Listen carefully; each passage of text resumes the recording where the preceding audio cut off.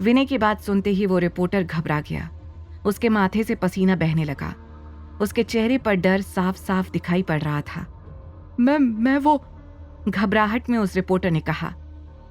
उसको इस तरह डरता देखकर विनय ने मुस्कुराते हुए कहा, वैसे हम पुलिस स्टेशन जा रहे हैं, इसलिए तुम मुझे सच बता दो ताकि तुम्हें कोई प्रॉब्लम ना हो।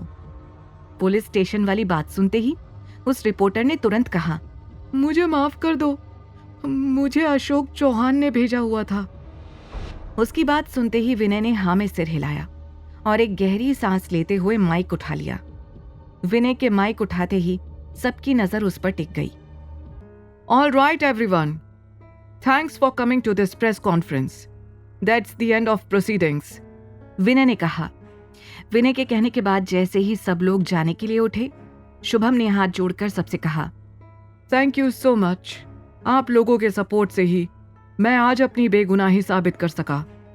आज की प्रेस कॉन्फ्रेंस की हर तरफ बात हो रही थी, जिसमें शुभम को लेकर सब पॉजिटिव बातें कर रहे थे।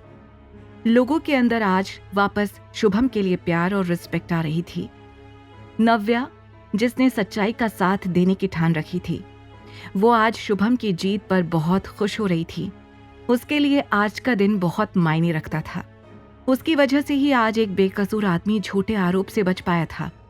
प्रेस कॉन्फ्रेंस खत्म होते ही नव्या ने खुश होकर सारा को गले से लगा लिया और कहा, सारा, आज शुभम उस झूठे आरोप से हमेशा के लिए बरी हो गया। मैंने तुमसे कहा था ना कि शुभम बेकसूर साबित होगा। सारा भी आज शुभम के बेकसूर साबित होने पर बहुत खुश थी।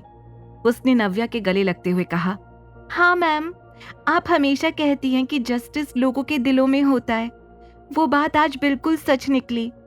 सारा की आंखों से बोलते बोलते आंसू निकलने लगे। जैसे ही नव्या ने उसकी आंखों में आंसू देखे तो तुरंत उसके आंसू पोंछते हुए कहा, सारा, इस खुशी के मौके पर आंसू?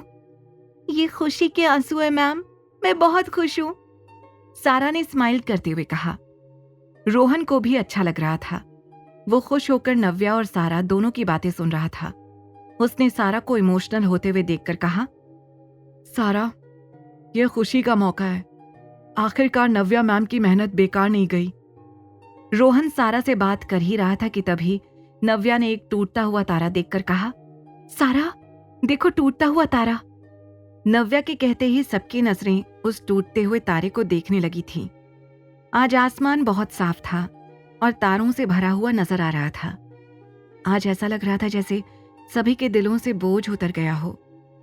सब बहुत अच्छा फील कर रहे थे। कुछ ही देर में नव्या घर के लिए निकल गई। जब नव्या घर पहुंची तो उसे अचानक वो पार्सल याद आया जो कल उसे ऑफिस में भेजा गया था, जिसमें एविडेंसेस थे। वो अच्छी तरह जानती थी कि उस पार्सल को अविनाश ने भेजा होगा।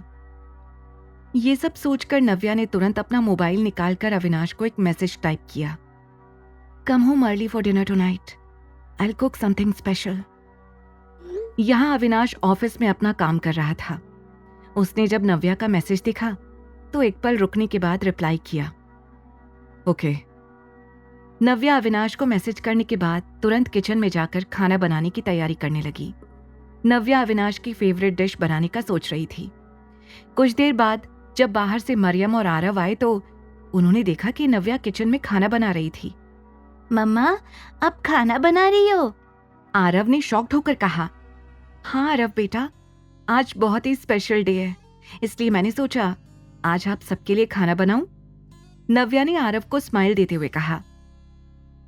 तो फिर मैं आज अपनी फेवरेट डिश भी ऑर्डर कर सकता हूँ? ऑफ कोर्स आरव, नव्या ने कहा और वापस अपने काम में लग गई। मरियम भी नव्या को किचन में देखकर तुरंत उसकी हेल्प करने लगी। कुछ ही देर में आरव ने जैसे ही देखा कि अविनाश आ गया है तो तुरंत उसके पास दौड़ते हुए गया।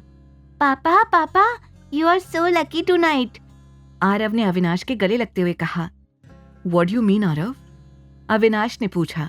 आगे की कहानी जानने के लिए देखें अगला एपिसोड सिर्फ पॉकेट FM के YouTube चैनल पर और द रिटर्न के सारे एपिसोड्स को सुनने के लिए डिस्क्रिप्शन में दी लिंक से डाउनलोड करें पॉकेट FM ऐप।